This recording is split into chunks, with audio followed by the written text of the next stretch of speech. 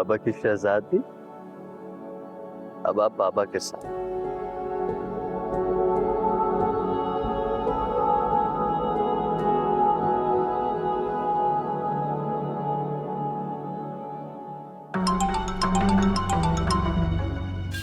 Hello. बड़ी आपा, मैं अपनी बेटी को लेकर आ रहा हूँ। ला रहा हूँ तो दुआ का क्या किया इसने? बड़ी आपा, आप सुन रही है ना मैं क्या कह रहा हूँ? हाँ हाँ नदीम अहमद, जरूर लेकर आओ, मैं तो इंतजार कर रही हूँ, जल्दी पहुँचो। ओके।